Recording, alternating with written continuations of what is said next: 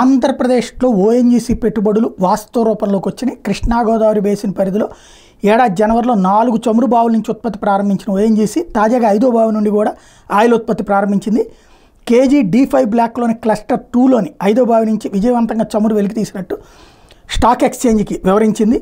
ముడి చమురును వెలికి తీయడమే కాకుండా దాని పెట్రోల్, డీజిల్, ఇతర ఉత్పత్తులుగా రిఫైనరీ చేసి floating production, storage of loading వెజిల్ FPNO ద్వారా సముద్రం నుండి తీరానికి చేరుస్తోంది. ఇందుకోసం ఆర్మదా స్టెర్లింగ్ వి ఫ్లోటింగ్ రిఫైనరీని ఓఎన్జీసీ అద్దెకు తీసుకుంది.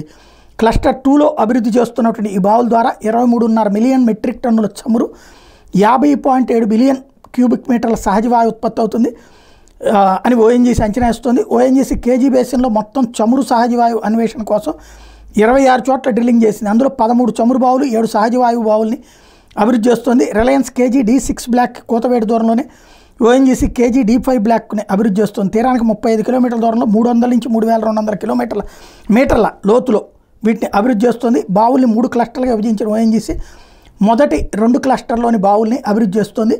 అక్టోబర్ నాటికి గ్యాస్ బావులతో పాటు మార్చి 2025 నాటికి మొత్తం బావుల నుంచి ఉత్పత్తి ప్రారంభించడానికి రెడీ అయింది. టోటల్గా 42,081 కోట్ల పెట్టుబడులు. అయితే ఇది జగన్ సర్కార్ హయాంలోనే వచ్చి మాట్లాడారు కాబట్టి అది జగన్కి ఆ క్రెడిట్ ఇవ్వమని సాక్షి అడుగుతోంది.